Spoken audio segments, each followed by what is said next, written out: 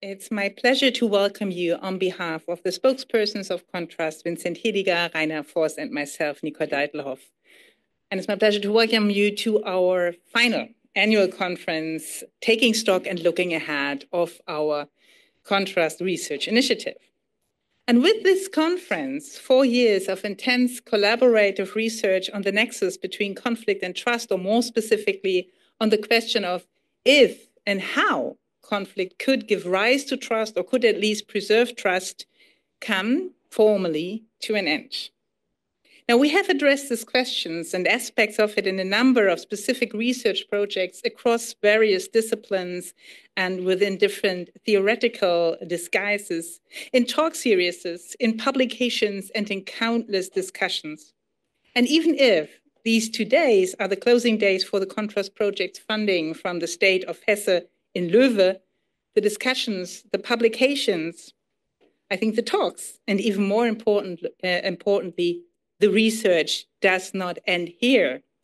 Contrast has given rise to a number of follow-up projects and initiatives in different constellations, and I'm pretty sure we will hear about some of them during these 2 days on our panels and the roundtable as well. Now, when we started Contrast more than 4 years ago, we thought that in today's diverse and complex societies and under conditions of massive uncertainty, it would be important to understand if and how conflicts would give rise or at least preserve trust. What we didn't know at that time, or didn't anticipate, was how virulent this question would have become 4 years later. With rising polarization in many societies, but also polarization on the rise between those societies. Now, how can we preserve trust in our conflict-ridden societies? How can we preserve the foundations of international cooperation amidst major power rivalries and outright military conflict? I think we have found some answers, or at least part of the answer, during those 4 years that lie behind us, but there's still more that we don't know about the link between conflict and trust than we do know. We are therefore very much looking forward to these 2 days of discussion and the insights, the new puzzles that might spring from them, and maybe even roads to solutions regarding the Contrast agenda. But before we start, let me take like the 30 seconds, because even 30 minutes would not be enough, to thank a few people and institutions. First of all, let me thank the Land and Löwe, but also our university and PRIF for the generous support of Contrast. And let me also, and even more importantly, I think, express our deep gratitude to the people working so hard to make all of this possible. To our able executive director, Rebecca Schmidt, who unfortunately fell sick during the last days and cannot be with us today. To our coordinator, Tobias Wille, who has just returned to us after a longer field trip to the United States. And also to the other members of the team, to Oliver Brückmann, to Susanne Bernhard, Susanne de Wasch, Michael Graf, Anke Harms, and of course also to the research assistants who also guide us through these 2 days of conference, to Alisa Geis, Moritz Richter, and Christopher Hamich. Thank you to all of you, not only today, but as you know, every day for the work you're doing here.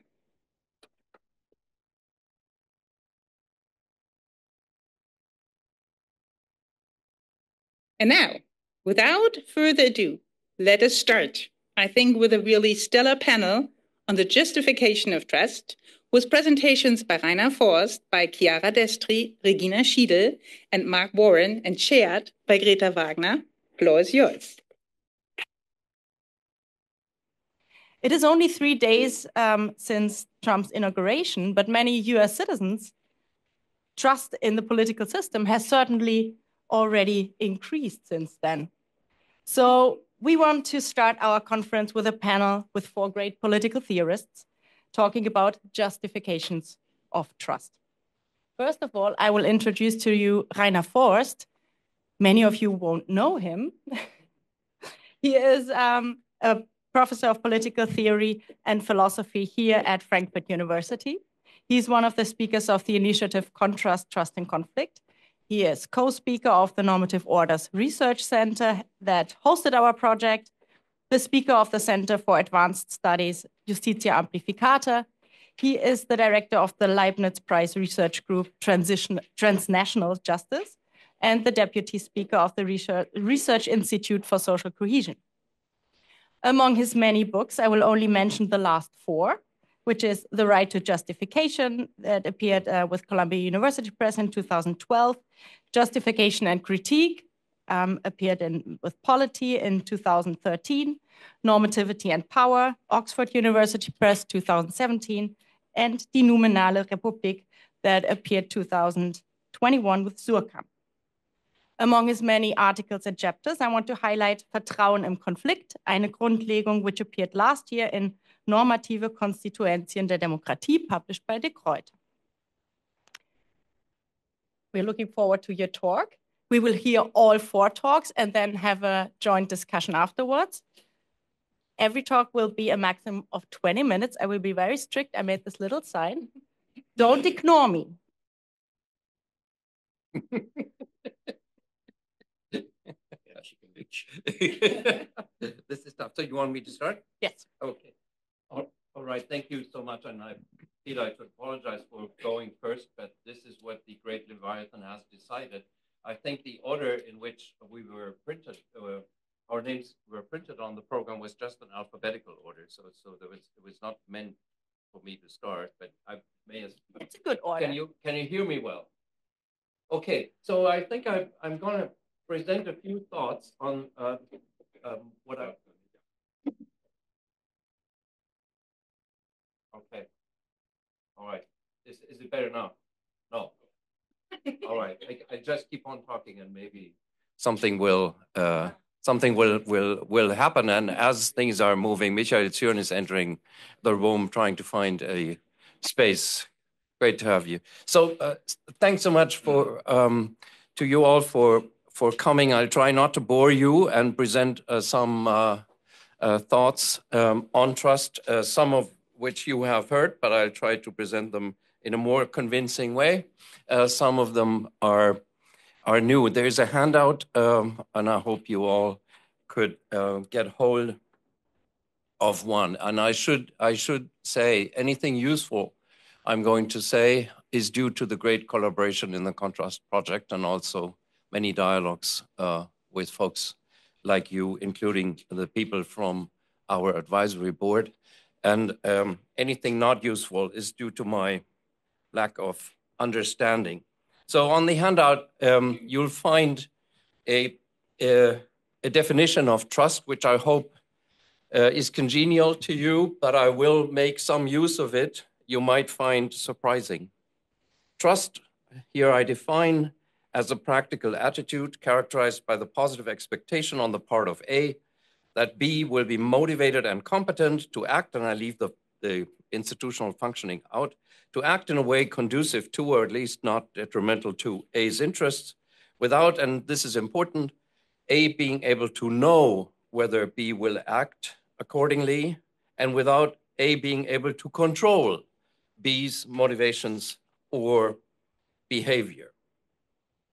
Now, if you look at this definition, it might, and trust is one of these terms which seem to be a good thing for us, but I think this is misleading. And as Greta was already alluding to the great trust in Trump these days, we should not regard trust generally as a value. So I criticize two fallacies in the literature often made, namely the general assumption that trust is a value, that trusting is a virtue. We should not make that general assumption. If we find it in the literature, and you find it often, you are all experts, then those who have that view take a particular conception or a particular context of trust and think this is the whole thing, right? But we shouldn't do that. We should not overgeneralize, and we should not generally put a positive value to trust. Some forms of trust are unwarranted and thus have no value to the trusting person. Some forms of trust serve immoral ends and thus have no general moral or political value for anyone. Trust is valuable only if properly justified. And so the term justification, as Greta was saying, is important. Now, I think in the literature, in a lot of the literature, and that goes across the board from philosophy to social sciences, there's another, what I call a fallacy of the communitarian standard assumption. That assumption implies that the paradigmatic context for the development and practice of trust is one of familiarity, close personal ties, homogeneous communities with rather low levels of conflict. Think of Robert Putnam, who locates thick forms of trust in what he calls, quote, dense social networks and communities of face-to-face interaction. Such thick forms of trust in such thick communities are the paradigm, and thinner forms are measured by this standard. But now look at my definition again and think for a moment whether thick forms of homogeneous communities, face-to-face knowledge, and so on, also lead to thick forms of trust. And I think that's a mistaken inference. Language deceives us when we make that inference. 4, in contexts of close familiarity, like me and my dear colleagues here, a counterfactual assumption, the degree of knowing what others will probably do, and the degree of being able to control through communication what they do and what their motivations are is higher. So if my definition is correct, in such communities, you need less trust.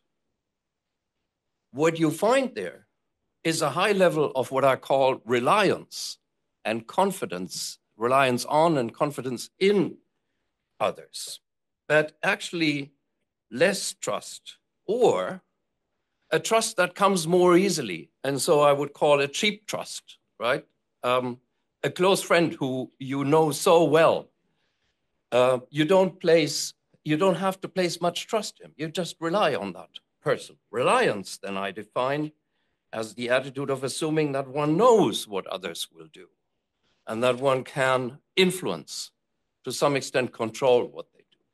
If that is the case, general language tends to say that's a high level of trust.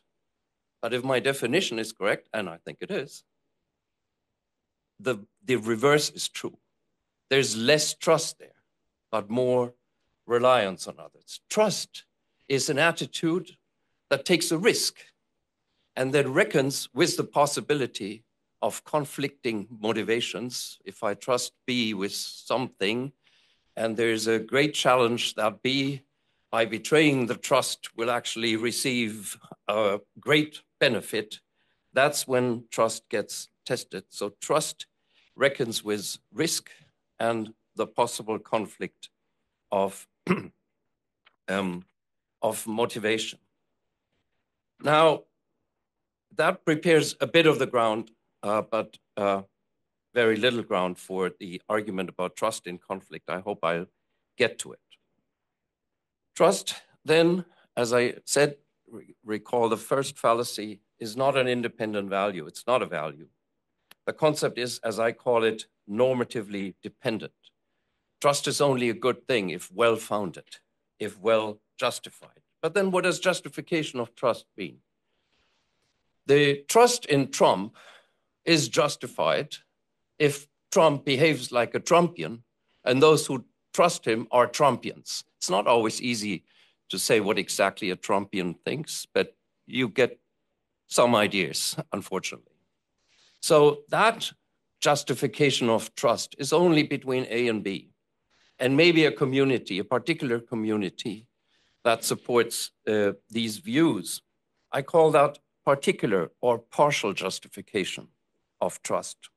And that allows for idiosyncratic and immoral justifications, as in a mafia situation where the mafia boss trusts the younger guy with an important issue to take care of, right? That's a form of trust, and the younger guy trusts that if he does what the older boss wants him to do, he will be rewarded.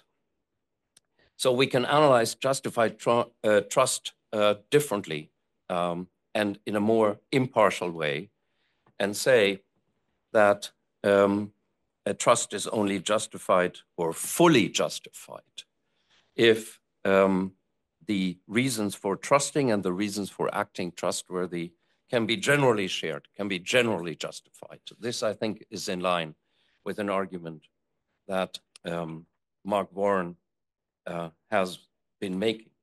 So we should look at trust contexts as contexts of justification, where there's an understanding about what justifies trust, what justifies trustworthy behavior, and so on. Now, in our framework, we have been distinguishing a number of contexts of the justification of trust. What it means to trust a car dealer is different from what it means to trust a loved one or a dear friend. So you need a contextual analysis of standards of justification. But I think since we're in Frankfurt, a lot of folks, also some on this panel and some in the audience, including me, have warned us that if you look at the trust contexts in given societies about who is trustworthy, when is it appropriate to trust, when not, of course we find that they can be highly ideological, they can be highly stereotypical, and if you look, for example, at forms of racism, forms of religious intolerance, sexism, then the trust infrastructure of societies is highly characterized by one-sided, by unjustifiable assumptions about who is trustworthy and who is not. Just think about if you grow up in a racist society, would people tell their children about whom to trust and whom not to trust? If it is a racist society, as we know from many examples, including the US, white racists tell their children certain things about Black people, and Black families tell their children certain things about white people, and especially white policemen, and about how to behave or not to behave. So that this is also what trust means in given societies. So we can't trust the trust standards from a critical standpoint. We can't trust the trust standards in given in given societies. But is there a general framework which we can hold on to when we ask the question, what is a generally justifiable trust relation? And here, as some of you may have expected me to do, I turn the notion of justifiability reflexively. And I say, in every context, whether it's car dealing, friendship, banking, or among colleagues, there's one standard of justifiability of trust, which implies that those who trust each other recognize, respect each other as agents of justification, who could exchange, I say it, so it's a counterfactual. You don't always exchange all the reasons which I have to trust you, but I could lay open these reasons, and you could lay open your reasons for acting in a trustworthy way as I expect, or telling me that this expectation was unjustified, right? You can't trust me doing that because, and then you can give a number of reasons why it is inappropriate to trust someone with a certain thing. So the trust relation is a relation of justifiability. And I think the basic standard for the justifiability of a trust relation is our mutual respect between A and B, that we owe each other reasons as equals for when we trust, when we do not trust, and reasons for acting in a particular way or not acting in a particular way. The reflexive use of the term justification, of course, is a use of it that makes me argue for a rational form of trust. I'm saying justifiable trust relations are rational in the sense, not in an instrumental or strategic sense of rationality, but rational in the sense that we could exchange our reasons among equals, among reasonable equals who are not ideologically conditioned in evaluating these reasons. So this already takes us another step toward the connection between trust and conflict, because conflicts of interests, and I use here, we use in our research generally a broad notion of conflicts of interest. So we don't think we should, for the purpose of a general analysis, distinguish between cultural interests in recognition, identity interests, or material interests. Assume conflict it is a conflict of interests. So trust comes in as a possibility arising between conflict partners. When does this arise as a form of rational trust? So there are many forms of irrationally trusting a conflict partner where you just hope they would do X, but in fact, they never intended to do X. So irrational trust formation is, of course, a huge area, which the colleagues in international relations especially are experts in. So when is there a chance for conflict giving rise to justified trust relations? If I'm not completely mistaken about the reflexive use of the term justification, then conflicts give rise to justified trust relations if the conflict gets, so to say, split up. On the one level, the conflict between interests, important interests, remains. But those who are part of that conflict also have an interest, say a higher order interest, in the conflict not deteriorating into a massive conflict, which will not leave, which will destroy the possibility of cooperation. So what happens is there's a separation of interests. You understand that certain of your interests are probably getting frustrated, or at least, or only partially fulfilled in a matter of compromise if things go well.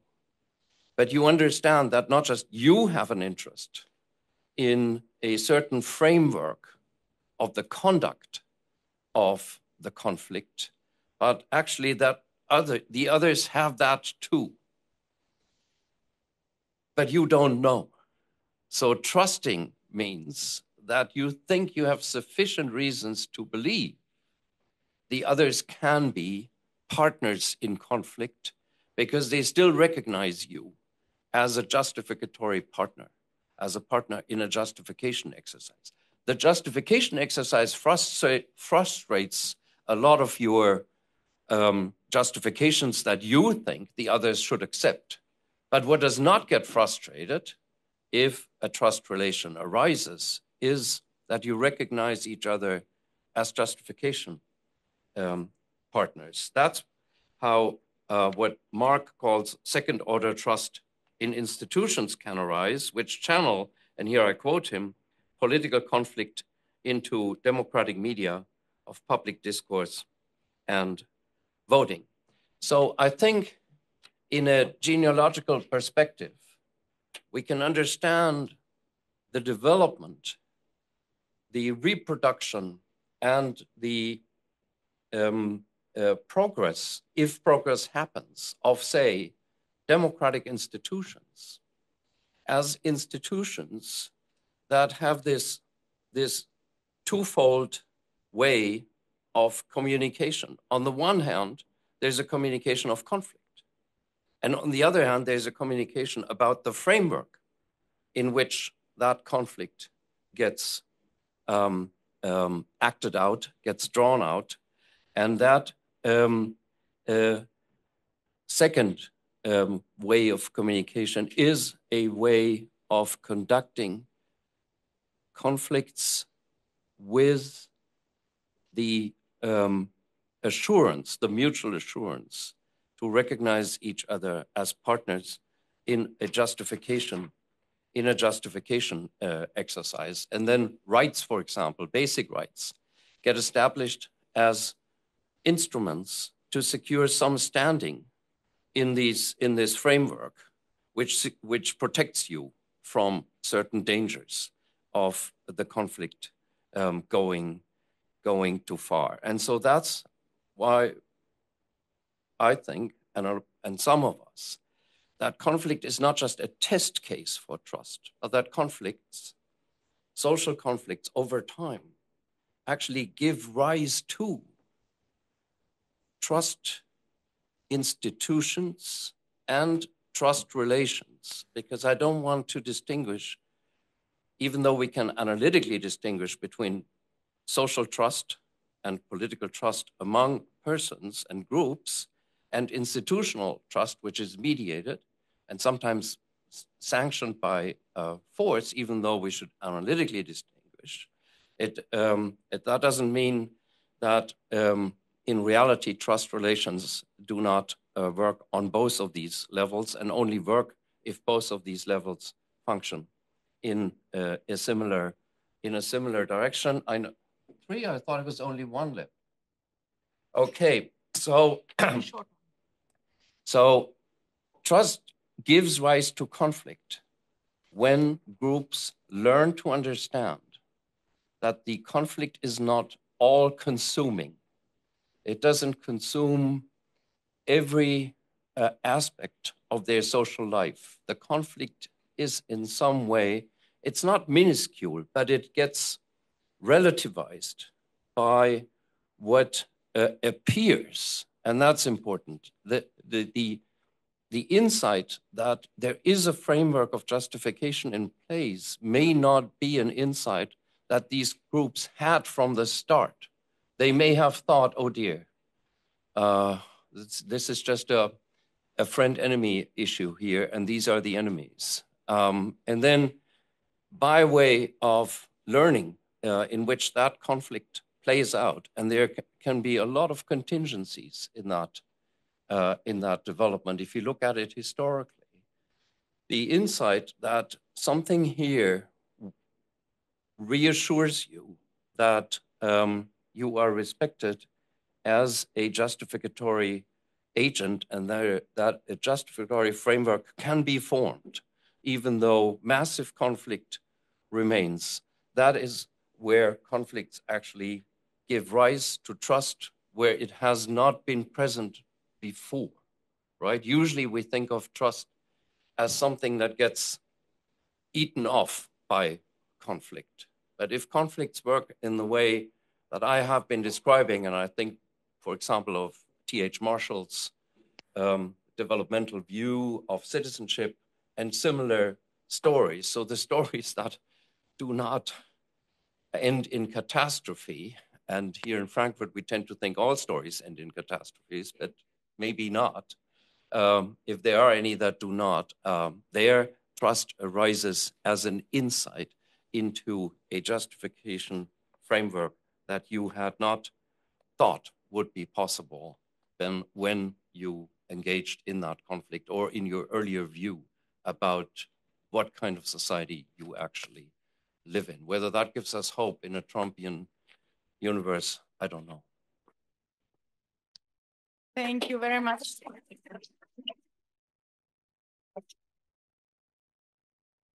Thank you very much. We will have the discussion at the end of the 4 talks, so we will immediately continue to Chiara Destri's presentation. Do you have slides? I will already introduce you. Chiara is a political philosopher working in democratic theory with interests in, among others, justifications of democracy. She's had appointments at the EUY in Florence. She was a Marie Curie Fellow at the Centre de Recherche Politique de Sciences Po and is currently a postdoc here at the Contrast Project.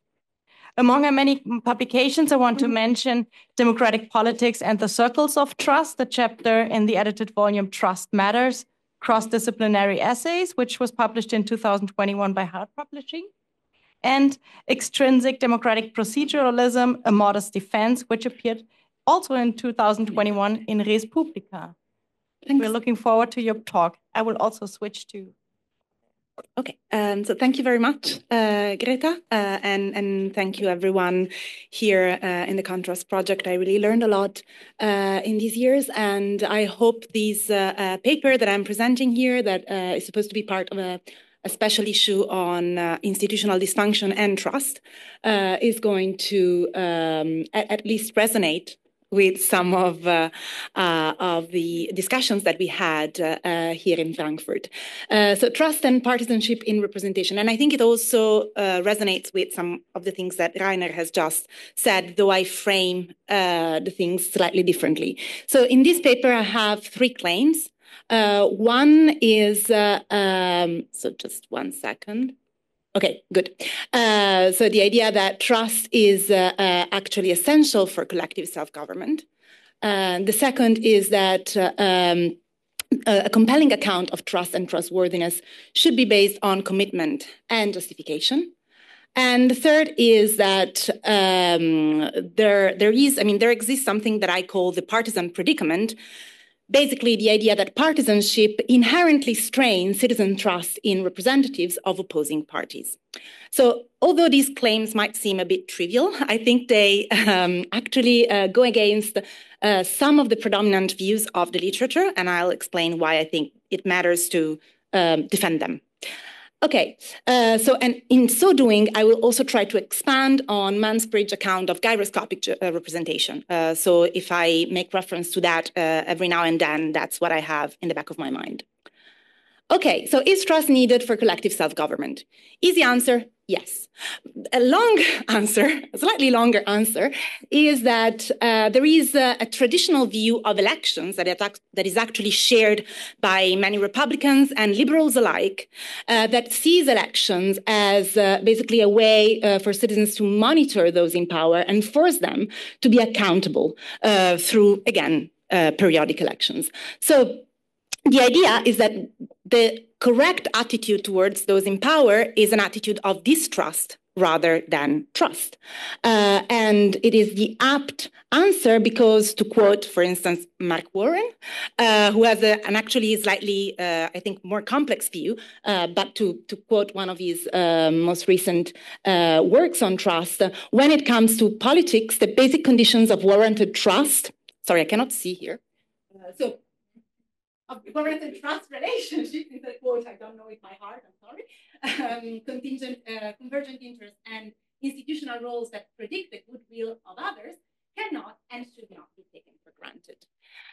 So I think that this view, this trust-based view of election, that sees election as a way of threatening representatives by with the idea of sanctioning them, and that is what Mansbridge calls the sanction model, has 2 problems. So one is that it misunderstands the electioneering practice. As Eric Birbaum, as I think convincingly showed, we should understand this practice according to what he calls the relational model. Basically, when a candidate takes the stump, what she's doing is vouching for the truth of what she says and promising to act in a certain way while elected. And what citizens do when they select one candidate is basically giving them trust to act in a certain way, right? In the ways she has promised to do according to her party program and commitments. And then the second problem is that even though elections are indispensable, so I don't deny the centrality of elections, still they do not entirely offset citizens' vulnerability to representatives. And this is also what's important. This vulnerability is justifiable only to the extent that citizens can trust those in power. Otherwise, their collective self-government just cannot be realized, I think. And this vulnerability is shown by the fact that legally, representatives have a free mandate, so they have wide margins of action. And then the second aspect is that elections are only coarse-grained and periodic mechanisms of accountability. And as, for instance, scholars of representation have told us a lot since, I would say, Pitkin, accountability and authorization are not enough to ensure good representation. And then the third thing is that actually citizens do not have the time or resources to evaluate all issues in depth. And this matters because, again, this is another quote by Leib and Ponnet. The idea is that what is essential, well, trust is essential in those relations in which the beneficiary cannot control entirely the fiduciary's actions. And so what I think it's more convincing is a trust-based view of elections, that is what Mansbridge called the selection model, according to which elections serve to select and eventually deselect representatives, and so entrusting them to act in a certain way. So according to this model, what is important is that, as also Rainer said, trust is not unconditionally valuable because it is valuable only insofar as it realizes collective self-government. So it is not any trust that is acceptable, right? So we don't want gullible citizens who believe whatever self-serving representatives tell them. We want justified trust, meaning that representatives, as I understand it, must be worthy of citizens' trust. And this is why I move towards trustworthiness. And I try to defend what I call a commitment view, well, not I call, has been called in the literature a commitment view of trustworthiness. And what is specific of a commitment view is that it specifies competence and willingness that are part of the definition of trustworthiness according to a commitment, meaning it's not a matter of the trustee's motives. It's not a matter of the trustee's interests or whether trustee and trustor share certain interests. But what matters is that a person is competent and willing to act in such a way as to meet her commitment. Okay? So the advantages, there are many things to say about the commitment view against a moral motivation view of trustworthiness or a shared or encapsulated interest view of trustworthiness. I won't be doing that now because of issues of time, but we can discuss this in the Q&A. So what I think it's the advantage of this view, there are a few advantages. One is that it fits the political realm. That is a realm of conflict of interest, conflict of values, and I think the commitment view manages to make trustworthiness possible, at least in principle, in the political realm. And it explains also why disagreements and trust judgments on trust judgments are actually so pervasive in politics. And so the first thing is that specific commitments are bundled together in meta-commitments, which are in turn often tied to people's social roles. And now I know here Rainer makes a distinction between different contexts, and I actually focus rather on social roles that people have. And I think that people's specific commitments often are bundled up in certain roles that we take on when we act in different ways, right? When we act as friends, as colleagues, as representatives, and also in our more familiar relation, like friends and family. So what I think it's interesting is that different roles come with possibly conflicting commitments, and we often find ourselves in need of prioritizing certain roles over others. For instance, given my recent experience, new parents often need to prioritize their commitments as parents with respect to all other commitments they might have. And they need to manage their different social roles in a way that is that makes sense and is justifiable. And then the other thing is that I think is important is that social roles often come tied to social expectations. about our roles. And we may have different expectations. So the same role may actually be seen by different people in different ways, right? Think, for instance, of a husband who believes it's her wife's duty to prepare dinner every night. And she disagrees, right? She might disagree. And so the point is that there are social expectations that are tied to meta commitments and social roles. And this actually explains, I think, why disagreement is so pervasive in politics, because we might believe representatives, other citizens, other partisans have different commitments and have different interpretations of their commitments. And so this, I think, enables us, or at least should lead us to expand the previous definition of trustworthiness based on commitment that I gave you at the beginning in two ways. One is by highlighting how trustee and trustor should share the same commitments. So it's important that they share certain commitment. If I think, for instance, a Nazi supporter is really going to meet his commitment, I don't think I find that person trustworthy, right? Because I cannot share those commitments. And then the second thing is that a truly trustworthy person should be willing to provide justification for her own interpretations of her commitment. And so this is the final definition. A person is trustworthy when she is competent and motivated to meet the commitments that she shares with the trustee, and to respond to the she shares with the trustor, and to respond to the trustor manifest trust by justifying her interpretation of these commitments in case of disagreement. Okay, so all this brings us to the representative relation. How am I doing on time? Sorry, okay, 10. Okay, I can do it. I think what is important in the representative relation is the relation between representatives and constituents of the representative district. So the representative is actually asking for their trust at elections. So it's not just a matter of incentive structure, but it's also the fact that representative is supposed to represent all people in the district, all people with voting rights in her district. Naturally, there's a problem of which citizens, what about non-citizens? Now, I'm just gonna leave all those problems aside for the moment. But I think naturally, disagreements among people in the same district will arise concerning a representative's commitments and her justifications. So take the three following cases. One is, sorry, again, I'm gonna read. So Vic is a constituent of Kat's district. He agrees with Kat's explicit commitment. In fact, he has voted for her. However, he also believes that Kat has failed to keep some of his commitments. Then there's the case of Luke, who did not vote for Kat, but he agreed with some of Kat's commitments, but he has come to realize that Kat has a very different view of these, and he believes she has failed to justify her interpretation of them. And then the third case is the one of Mark, who is also a constituent, has not voted for Kat, does not share any of Kat's commitments, and actually views them as seriously wrong. Well, these three cases show a constituent who is actually disappointed or dissatisfied with her representative's commitments for different reasons. But I think that these cases are very different, and in particular, what is problematic for the realization of the democratic ideal of collective self-government is the case of Mark, who does not share and actually believes Kat's commitments are seriously wrong. Why is this problematic?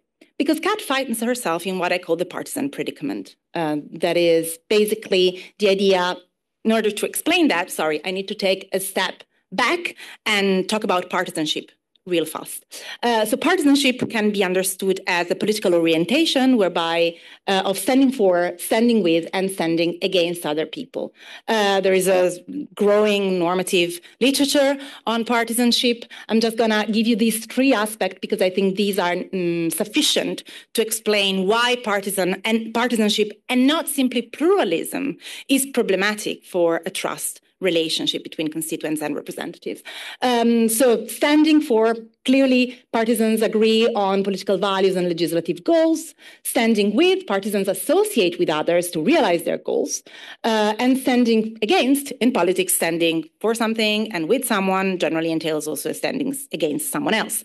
And this is important because there are two problems of partisanship in representation. One is evident in the case of polarization with partisan divergence.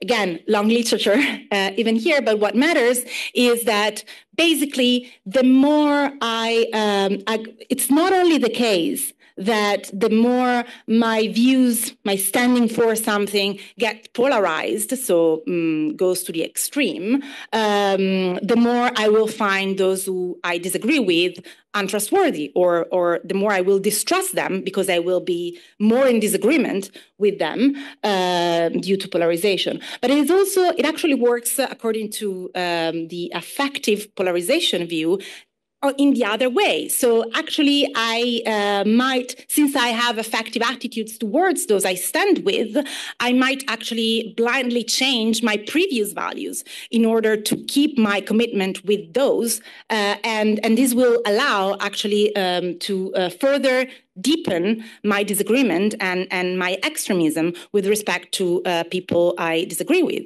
And so in a way, the standing, the way it works is not just that standing for determines, so the more we stand, the more we are extremes in our views, the more we are going to disagree with those who have opposite views. But it is also that the more we will need to stay with those we agree with, the more we will be ready to change our previously held political values.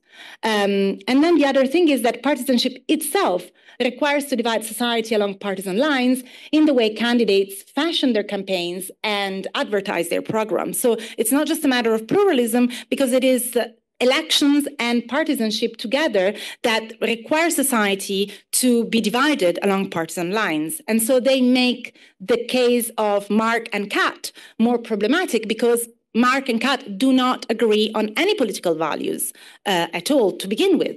And this is problematic because Kat she can either stick to the commitment she declared before elections, but in that case, she cannot earn the trust of those who disagree and who do not share her commitments as Mark. Or she can try compromise solutions, but if she tries compromise solution, then some of her principled supporters might disagree with those compromise solutions. Of course, compromise will always be a matter of circumstances, of convenience.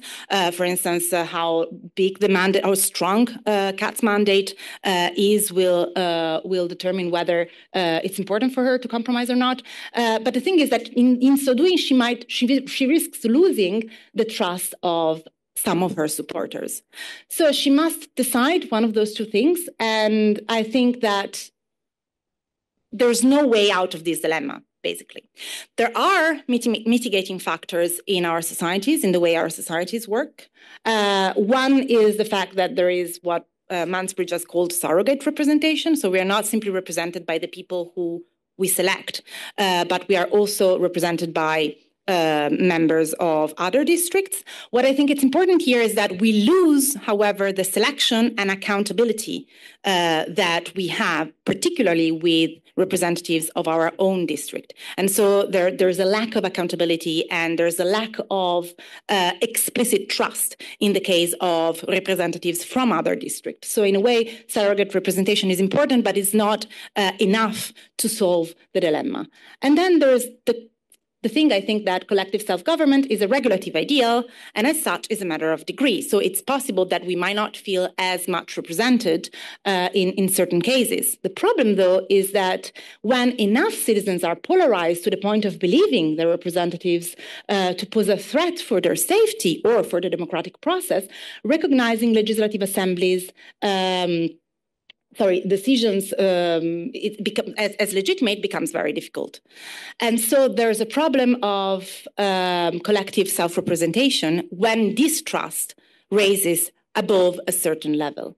So while I don't think there is a proper solution to this dilemma, I think there are three important aspects that a focus on trustworthiness as commitment help us to see. And these three aspects, in a way, temper these predicament and contribute to creating a dynamic of justified citizen trust.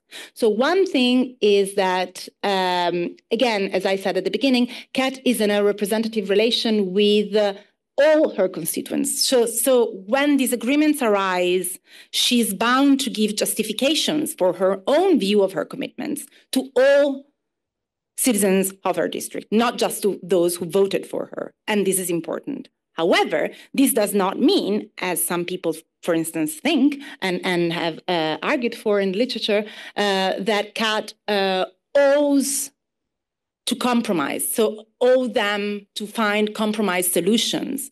I think she's perfectly justified in prioritizing her own commitments in the way she behaves as a representative.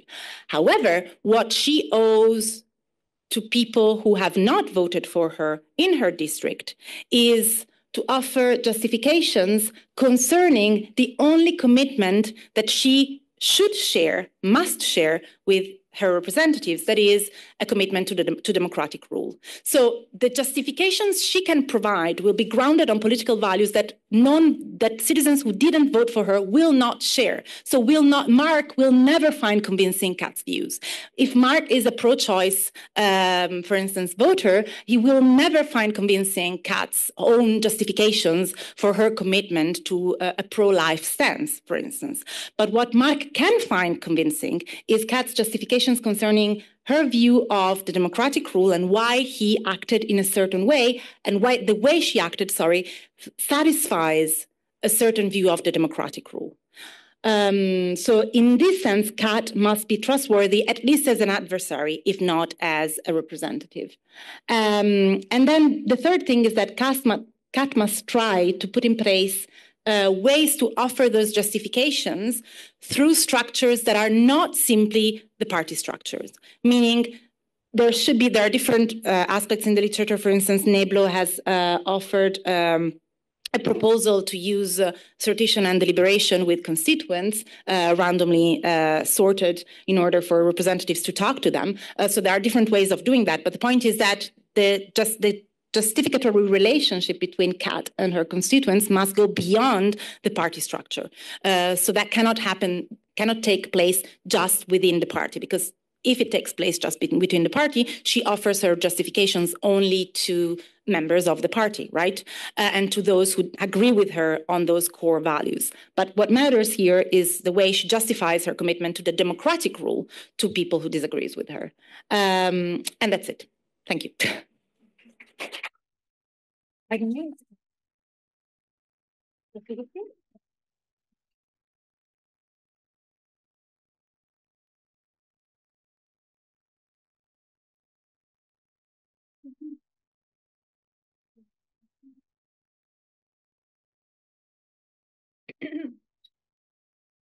Thank you so much, Chiara.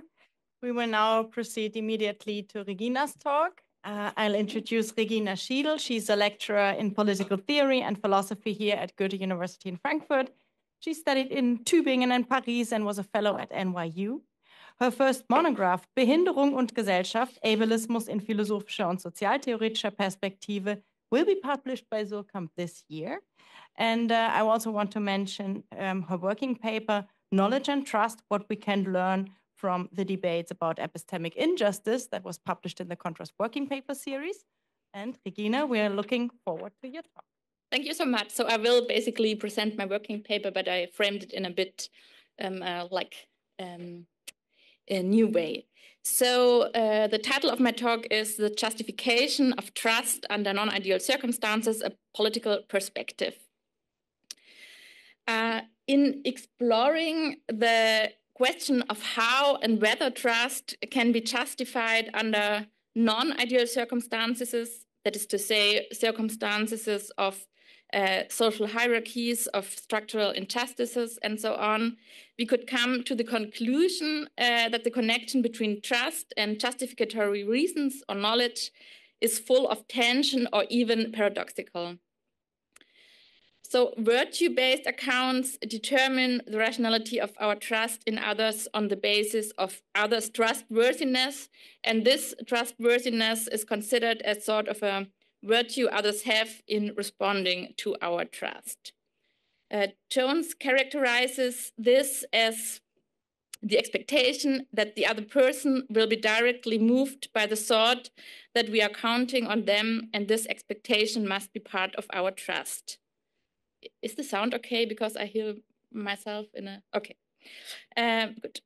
But if trustworthiness of others depends on our trusting them in the first place, there is some moment of circularity.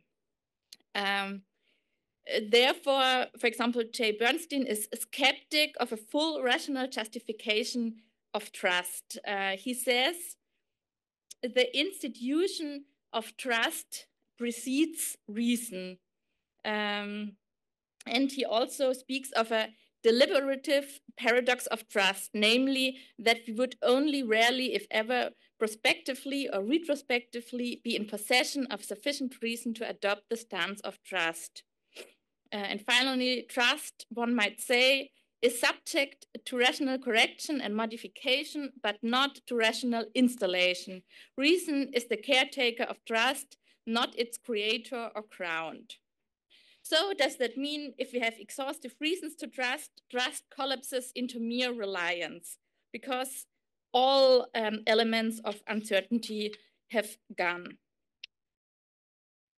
In exploring this question of whether and how trust can be justified and which conditions we have to take into account, I proceed in 3 steps.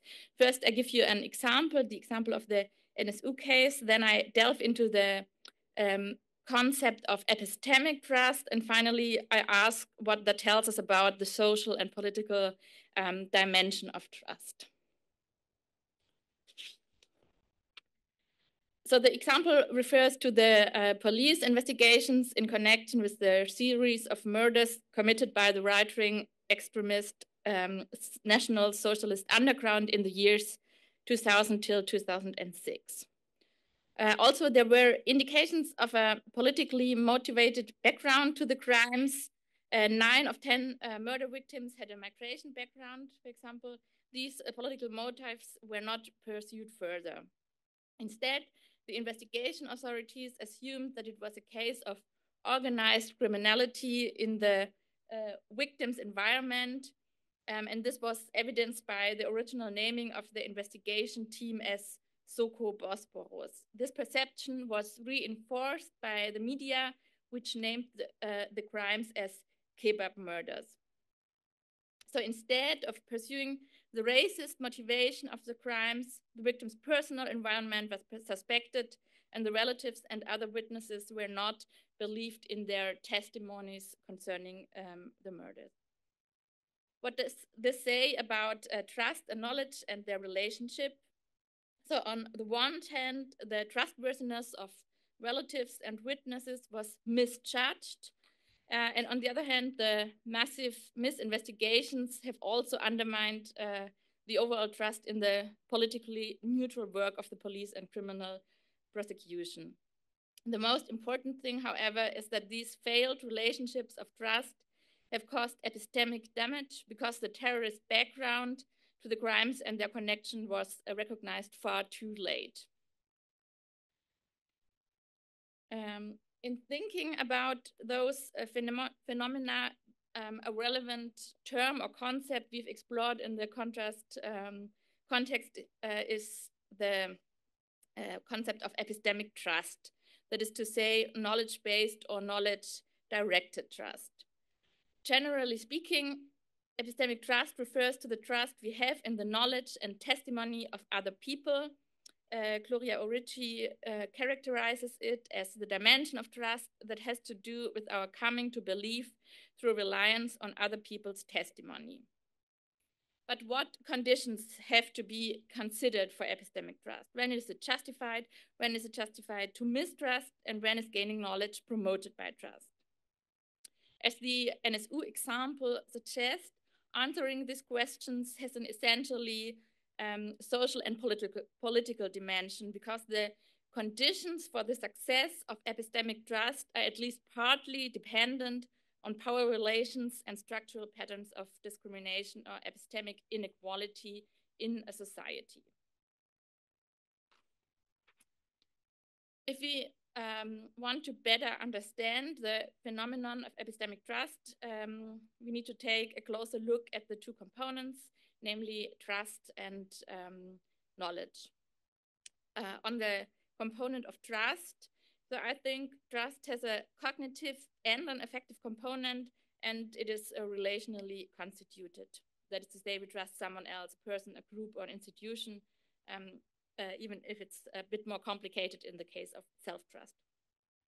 The cognitive moment means that trust must be justified in some way, otherwise we would speak of a blind trust or reliance, but it's not proper trust then.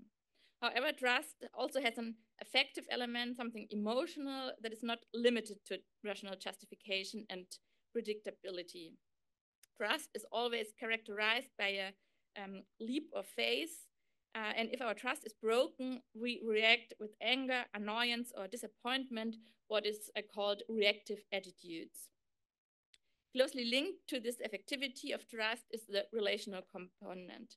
Trust is a second personal attitude, as Darwell phrases it. We trust someone, be it a person or an institution, and we make ourselves vulnerable to the recipient of trust, which is why Annette Bayer speaks of an accepted vulnerability. What is now the relationship between trust and knowledge in a conceptual sense? The cognitive moment of trust contains some sort of knowledge. If we trust without knowing anything about the recipient of our trust, it remains blind. If we trust, it is because we consider the trustee or the recipient of our trust to be trustworthy. Now, in order to be able to trust, we must therefore already have a certain type of knowledge, but this knowledge cannot be all-encompassing either. The standard definition of knowledge is that it is a justified true belief, but this definition has come under pressure in the course of the so-called Gettier cases, which have shown that the two characteristics of knowledge can also simply correlate by chance.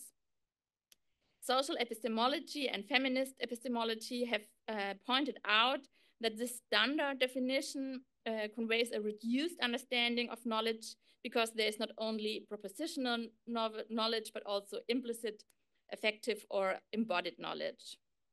Furthermore, the acquisition of knowledge never takes place in entirely individual settings, but we are always dependent on others in order to acquire and verify knowledge. In social epistemology, this is also referred to as the relational view of epistemic agency. But how does the relational and affective component of trust relate back to its epistemic nature? So trust has sort of an anticipatory stance. That is to say, in trusting, we prefigure something that is beyond our control, and at the same time, this trust unfolds a transformative power through its prefiguring. The reasons for our trust may only be confirmed in retrospect, but in their anticipation, we create the space of possibility for such subsequent confirmation in the first place. It is a practice of trust, as Martin Hartmann calls it. That is to say, trust is characterized by this specific moment of as if. Another person is treated as if she or he already possessed a certain quality or already had a certain insight or motivation or reason. And it is precisely this anticipation that leads to bringing about the respective change or action in the other person. Miranda Fricker explains this mechanism of prolepsis, this as if, for the case of interpersonal trust. She says, there can also be positive self-fulfilling prophecies. In some circumstances, if you treat another person not yet trustworthy as if she were already trustworthy, then she might thereby be caused to become trustworthy. This prolepsis does not describe a compelling logical necessity, but rather a specific social relation whose constructive force cannot be separated from the relational moment. So your emotional or affective involvement, the power of the commitment we make is itself co-constitutive for the success of our trusting relationship. And thereby trust has sort of a looping structure. Fricker says about this, one's trust will certainly not always have the effect that the practice aims at, but still the rationale of the practice depends on the idea that it's well designed to have the effect, other things equal. And Victoria McGeer speaks about the transformative effects of our trust, an anticipatory attitude of as if the proleptic element changes the reasons that lend our trust its rationality, so the rationality of trust cannot be determined ex ante or not fully determined ex ante.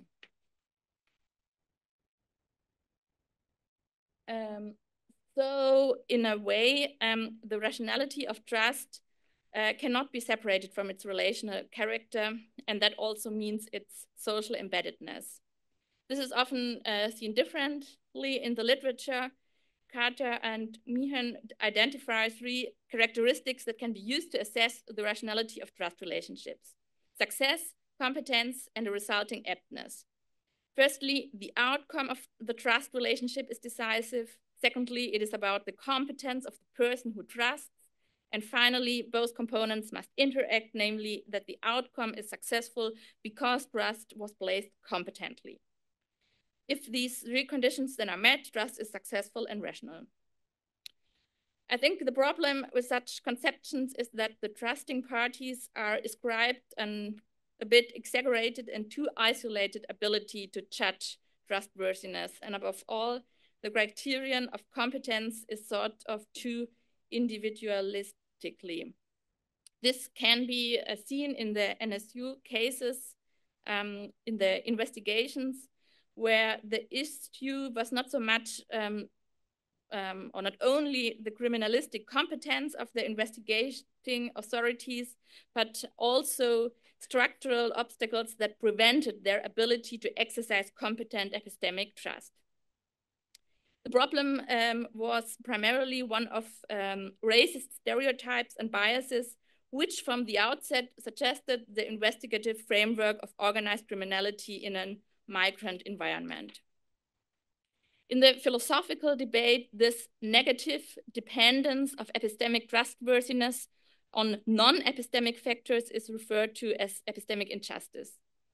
And epistemic injustice was precisely at work in the NSU investigations, where the relatives of the victims were believed less exclusively because of their migrant background.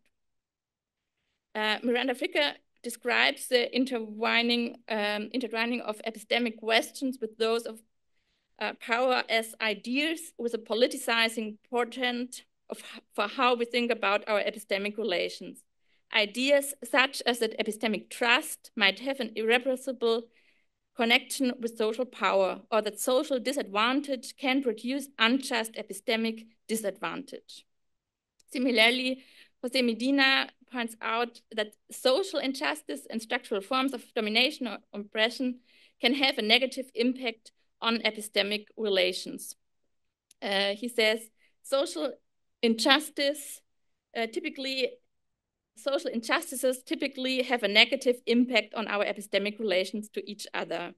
And epistemic injustices are rooted in and also deepen the erosion of trust and the perpetuation of dysfunctional patterns of trust or of distrust.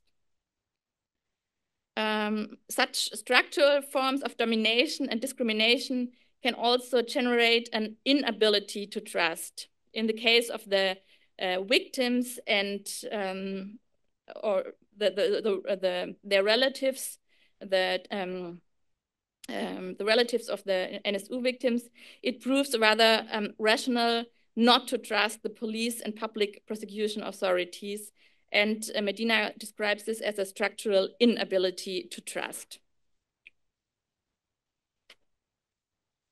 Margaret Ubben Walker describes this dependency of trust on circumstances of social hierarchies in the following way. She says, in setting where particular groups of people are slighted, dominated, oppressed, stigmatized, or exposed to violence on the basis of their sex, race, caste, religion, sexual practice, economic disadvantage, political beliefs, and the like, large zones of social life will not permit those people the ease of default trust that others routinely enjoy, and specific areas of social interaction may require them to be very or extremely cautious. However, if epistemic trust is now subject to such non-epistemic conditions, that is to say, structural forms of discrimination, biases, stereotypes, social hierarchies, then this means that successful epistemic trust is dependent on sort of political transformation processes. One example could be the political address of racist and right-wing tendencies in the police and systematic failures in investigations, as demanded with the slogan NSU-Komplex auflösen, dissolve the NSU-complex. Following José Medina, such forms of political action and demands for transformation can be described as epistemic frictions. Those epistemic frictions can discover structural asymmetries, like in the NSU case, and restore trust in the rule of law through transparency. Thereby, trust processes can succeed epistemically in the future, or they can possibly succeed epistemically in the future, that is actually leading to a gain in knowledge. Now, the question is, how can we build justified trust relationships in the political sphere?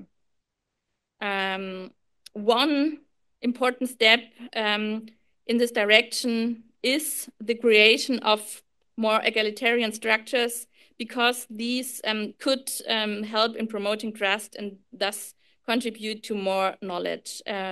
Lisa Herzog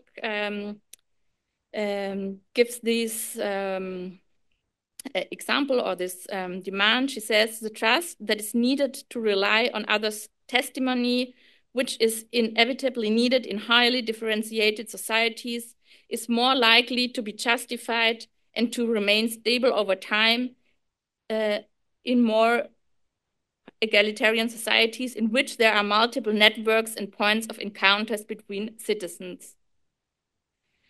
So epistemic trust and knowledge gains are in a way dependent on social groups not being devalued in a general way, like in the NSU case.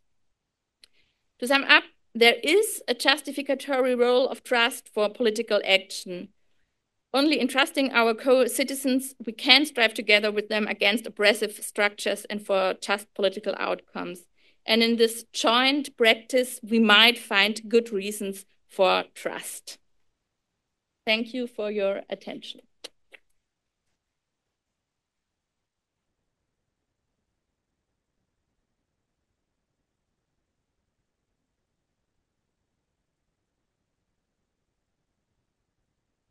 You were perfectly in time. Thank you, Regina. We will now hear the last presentation of our panel, and it will be given by Mark Warren. He is a professor of political science at the University of British Columbia.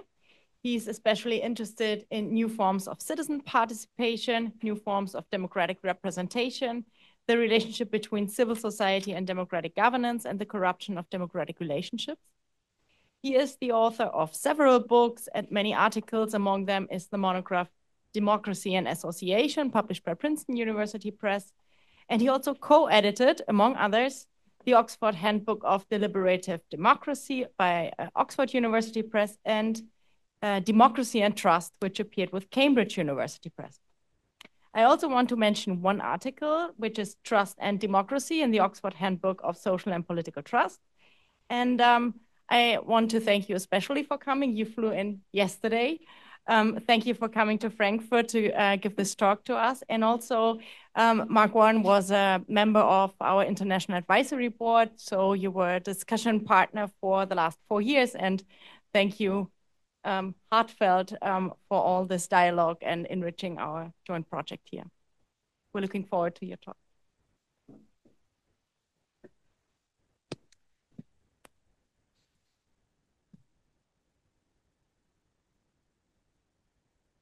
This.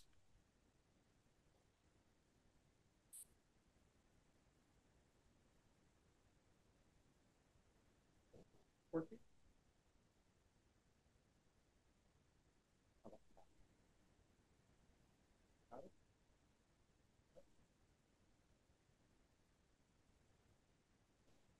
Nope. How about now? Let's try.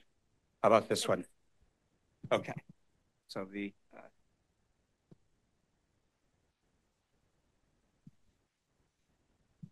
yes, sir. So is this going to work this way? Okay, good. Well, it's just an honor and a pleasure to be here, and in deference to my 9 hours of time zone shift, I'm going to sit rather than stand, if you don't mind. It's really been just a pleasure to be involved in this brilliant project, and it's been so productive. 3 new high theory presentations. I was taking careful notes. I'm going to be doing some kind of middle level theory, and my high level theory is much sloppier at this point than what you've been hearing. I can't help but follow up on Reiner's comment about trust. It feels almost a little bit indulgent to be talking about trust in optimistic ways, given that Trump has been working since Monday, actually much earlier than that, to burn down the institutions of democracy in the US. Hopefully, we will retain our faith and our faith that the little bits of work that we do here will have little bits of consequences further down the line. Okay, so I want to talk today about a kind of trust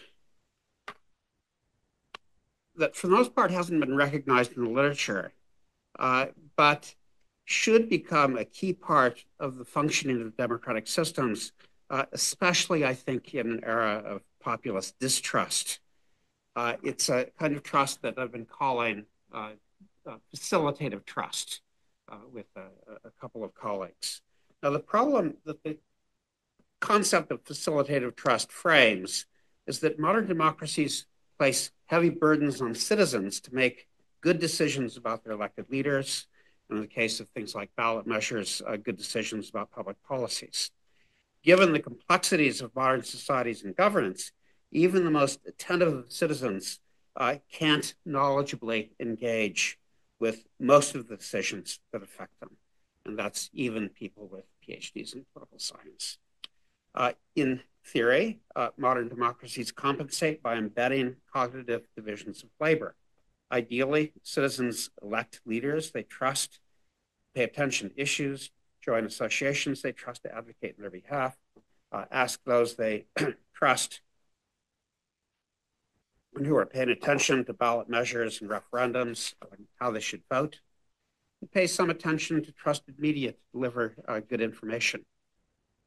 Citizens in a democracy should be able to rely on these kinds of trusted information proxies, use an old idea from Lupia and McCubbins, to make better decisions than their levels of knowledge and attentiveness would predict, thus reducing the cognitive burdens of democratic citizenship to something in the area of manageable. Now, while these kinds of trust are essential to democratic citizenship in complex societies, good trust decisions still require some cognitive effort. Citizens must decide about at least three key elements of trust: the alignment of the trustees' interests and values with their own, the competence of trustees to serve their interests and values, and the incentives of trustees to act on their behalf. In the case of electing representatives, for example, this idealized campaign periods should provide citizens with information about interest and value alignment and competence, while election the election itself, including re-election, should serve as trustees' incentives. But as we know, the trust ecology in most democracies is in trouble. The information environment is now balkanized and full of misinformation and disinformation. In the US, political entrepreneurs, especially those of the populist, Trumpist, alt-right, or whatever it is, it has been driving up distrust in the credible mainstream media, especially amongst disaffected, low information citizens. Trust in government has been in decline, although, of course, trends vary and fluctuate by country. The Edelman Trust Barometer, 2023 data, finds that globally, government leaders are less trusted than even journalists and CEOs of businesses. There are few, if any, trusted information proxies that are shared across partisan divides, although some countries like Canada are doing a little bit better, not much, but a little bit better than the UK and the US. So in short, our democratic systems have actually never done that well in supporting good trust decisions by citizens. The ecology of trusted information proxies has made it possible for citizens to make decent trust decisions, or at least better than they might otherwise, is weakening. The results can and are undermining democratic systems. Low information, low trust in institutions carry over into political disaffection, especially of the kind that can be mobilized by authoritarian populists who have their own particularized trust messages that go to work in trust vacuums. But could there exist trusted intermediary institutions that facilitate good trust decisions with less cognitive effort? Are there institutions that can facilitate citizens' participation in political institutions,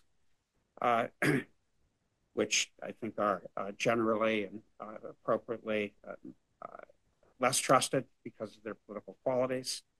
But are there institutions that could facilitate good trust decisions by lowering the cognitive threshold for making trust decisions?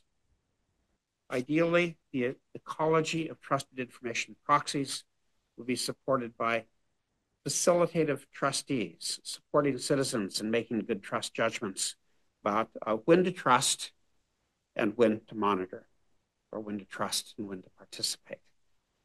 Facilitative trust is a form of trust that is distinguished from, slightly different than other forms. It's not social trust, it's not trust in experts, public institutions, or trust in specific representatives. When trustees are facilitative, they support citizens in making good trust judgments and support democratic political systems by enabling the cognitive divisions of labor that trust enables. Now, what I want to do in this talk is to explain the idea of facilitative trust as a potential citizen resource, given that everyone is hindered in their citizenship by scarce resources, scarce political resources. The many inequalities that we know about, of course, but also for all of us, time, attentiveness, knowledge, and even interest. Given the scarcities of these resources, we need to think about ideal cognitive divisions of labor as involving good trust judgments that would enable citizens to focus their participatory resources on issues where they appropriately distrust. Second, I want to show why the space of facilitative trustee institutions tends to be empty in democratic systems. Third, I want to argue for the facilitative trustee potentials of deliberative mini-publics, a trust-based justification that is different than other kinds of justifications, justifications that usually focus on the representative and deliberative qualities of deliberative mini-publics. I think these bodies could, at least in principle, improve the division of epistemic labor in democracy when they function as trusted information proxies. And then finally, I want to mention, but I won't go into, some new empirical research that supports both the concept of facilitative trust and the possibility that deliberative mini-publics might function as deliberative trustees. Okay, so now back to the problem. Even the best democratic systems will have epistemic divisions of labor simply because the complexity and scale of governance dictates that no citizen can know enough knowledgeably participate in every decision that affects them. So the question is this: how could epistemic divisions of labor be consistent with democratic citizenship? At least a high bar, democratic citizenship. Now, to put the question in this way is to suggest that decisions to divide epistemic labors are also decisions that citizens should be making and should be making well. These decisions also have epistemic demands of two general kinds.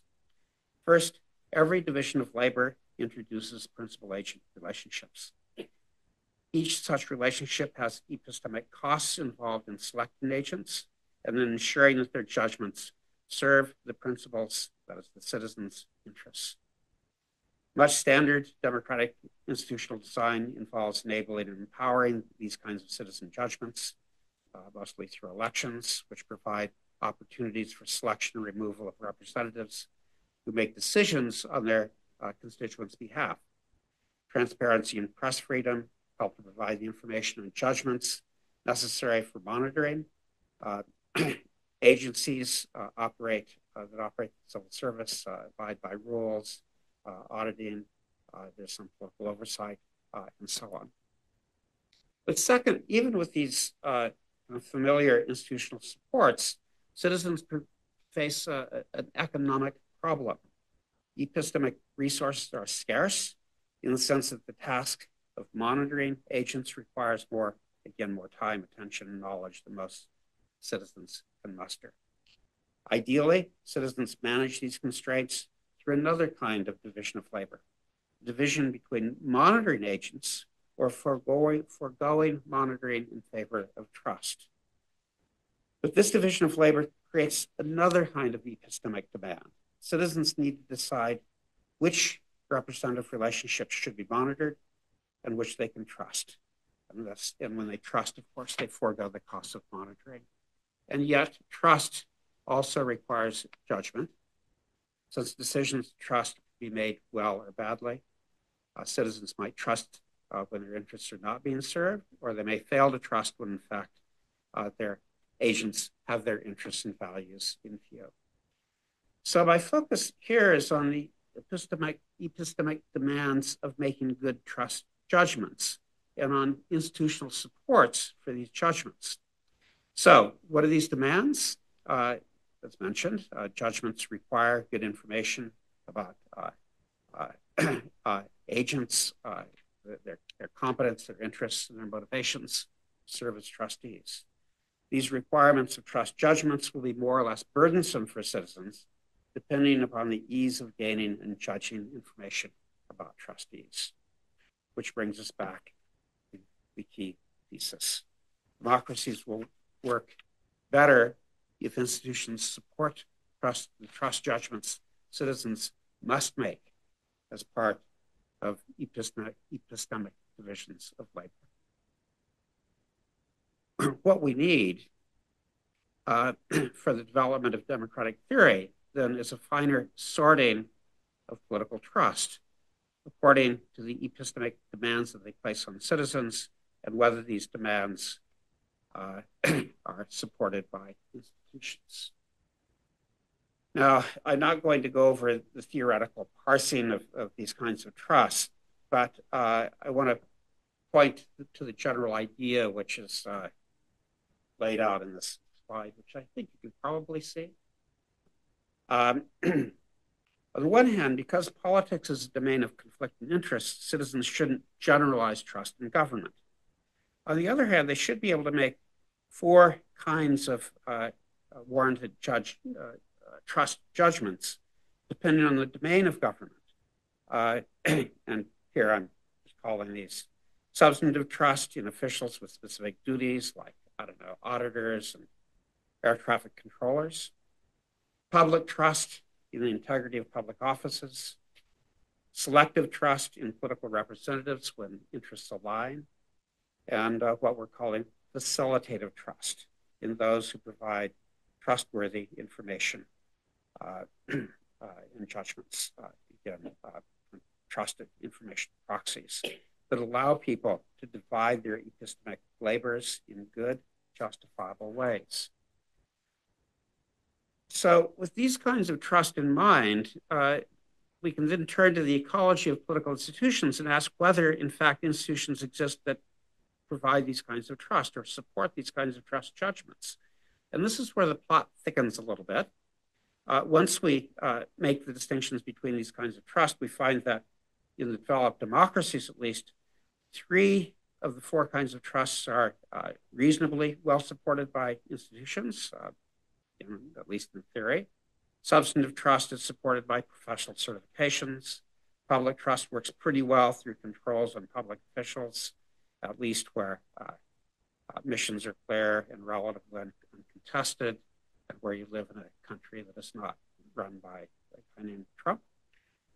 Selective trust is enabled through electoral campaigns and voting. But facilitative trust, the trust in information necessary for citizens to make good trust judgments about when and where to trust and when and where to participate, that is to monitor, right, to engage in, to engage skepticism, if we can call it that. This is hardly supported by any institutions at all. So if not, why not? Well, here's a little bit of political psychology.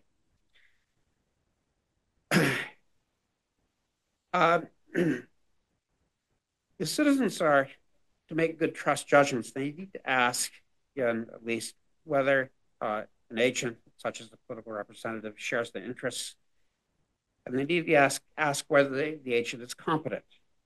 Now, if we look at the landscape of agents within the more political domains of government and politics, we find, not surprisingly, that the competent agents are what cognitive psychologists, the political psychologists, call motivated reasoners. That is, their commitment to an issue or position biases their government, even though they may have a lot of knowledge, and motivated reasoners often do. Most politicians and advocacy groups fall into this category. So motivated reasoners are often poor judges, they prejudge, and they lack impartiality. They're pre-invested in outcomes. And for the same reason, bodies comprised of motivated reasoners will mostly make poor trustees generally, but especially poor facilitative trustees. On the other hand, agents who aren't motivated reasoners, those who could theoretically be impartial and attentive, are also unlikely to be very knowledgeable or competent. So inattentive and apolitical citizens fall into this category, and indeed, maybe most citizens fall into this category, at least on some issues, some of the time. In short, what we don't find are agents or institutions who pass the true thresholds necessary for facilitative trust. That is, interest alignment and competence, even setting aside questions of motivation. So what this does is kind of narrow the problem to a missing kind of institution. But the problem is actually quite general. We shouldn't expect citizens to generalize trust within political arenas. They shouldn't, since one shouldn't trust or one doesn't find agents with convergent or impartial interests. And indeed, they should probably be skeptical, as Pippa Norris has argued, and very ably argued in a talk to this very body a couple of years ago. As long as that skepticism, like trust, is selective rather than general and engaged rather than disaffected. We shouldn't want, of course, citizens to generalize distrust. When they do, they effectively disempower themselves. They don't trust others excuse me, to help divide and maximize epistemic resources. And thus, they can't maximize their own participatory resources.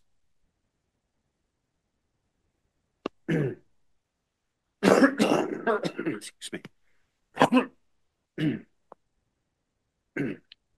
Leftover from the flight.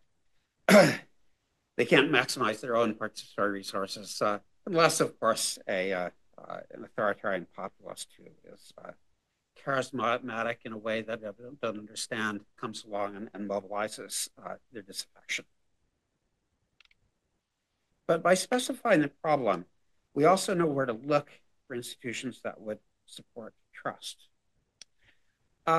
We want institutions that are populated by people or agents who are not motivated reasoners, but who are also high in competence. If an institution could pass these couple of thresholds, it would be a good candidate to operate as a facilitative trustee of the kind that would help citizens make good epistemic divisions of labor. If we venture beyond traditional institutions and democratic systems, we find at least one institutional design that meets these criteria. And this is the deliberative mini-public. Mini-public, as I'm sure almost all of you know, it's comprised of a relatively small number of lay citizens, usually in the order of 25, 200, or maybe as many as 400 or 500 in some cases, who are selected from a relevant constituency or a relevant public through near random or stratified sampling, and then who are tasked with learning and deliberating about the issue and who issue judgments on behalf of the constituency. Now, to date, many publics have mostly been analyzed as contributions to deliberative and representative democracy. Good in deliberation because many publics deliberate and learn. Good in representation because near random sampling brings in people who are otherwise simply not represented in other kinds of institutions. So these are pretty interesting and important functions, but they may have these other functions which are almost entirely overlooked. And this is what I'm calling this facilitative trustee or trusted information proxy function that could enable good epistemic divisions of labor. So why is this? 3 minutes. Why is this? So a good facilitative trustee should be low in motivated reasoning and high in competence. If we look at the mini-public, this is kind of what we get. One of the key features of mini-public design is random selection or near random selection or stratified sampling. So they're unlikely to be populated by motivated reasoners, at least in any proportion that exceeds the general population. Near random selection should come close to representing average motivations, especially if the sample is also stratified, which are going to be less intensely held. Again, this depends on the issue.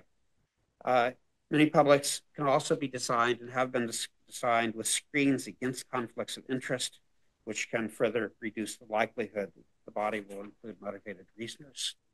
With respect to competence, near random selection does involve some self-selection.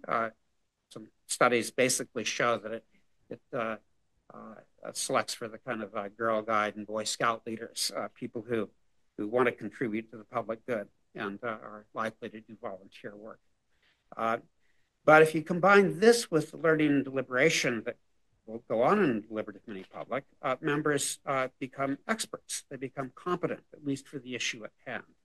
A common feature of mini-publics is that during the learning phase, the body will often hear not only from experts, but from interest groups, advocates, and stakeholders.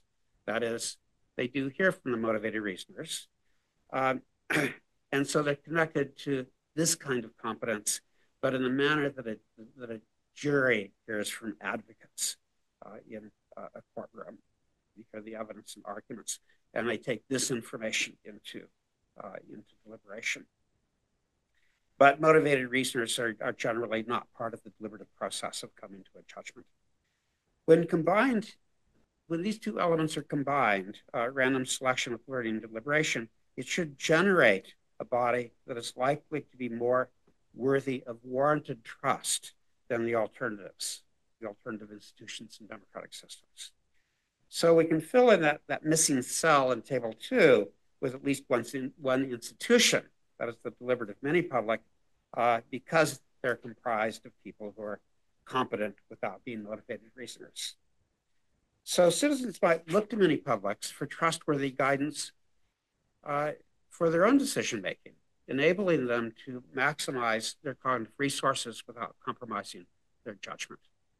If institutions can support these kinds of cognitive divisions of labor, then democratic citizenship should be strengthened and expanded. About out of time? Okay, so we do have some cases. I will put a couple of these studies up. There was the case of the BC Citizens Assembly. I was involved in surveys on this. We threw in a bunch of trust questions, and surprise, they produced amazing results. It turns out that people who are more populist in inclination, and in British Columbia, this is about 60% of the population, it's not insignificant, liked the mini-public, and the more they knew about it, the more they liked it. And our boys in the back room projected the numbers out. If everyone had known about the deliberative mini-public, trust numbers would have been in the 70% range. How often do you get a quasi-political institution that looks like that? That's like professors, medical doctors, right? Those are trust numbers that you just don't see in politics. The impact on, this was a advice to the BC public about electoral reform. The impact on the vote was also pretty significant. No, not everybody figured out what single transferable vote was going to look like, but they looked at the BC Citizens Assembly and used it as a trusted information proxy, a facilitative trustee, and they decided that yes, these people were competent, and no, they're not regular politicians. That is, not motivated reasoners with ideologies of access to grind, but really kind of trying to do their best. If they had that close look, they voted yes for the referendum. This is a very interesting case of facilitated trusteeship. Now, I am really out of time. There is some better research now. Some research around the Oregon Citizens Initiative reviews that came up with much the same kind of result. I do want to draw your attention to Alex Geisler, who is now a postdoc at St. Gallen in Switzerland, who developed a pattern of indicators for facilitative trust and showed that it was a distinct dimension of trust and showed that it was at work in CIRs used in Switzerland.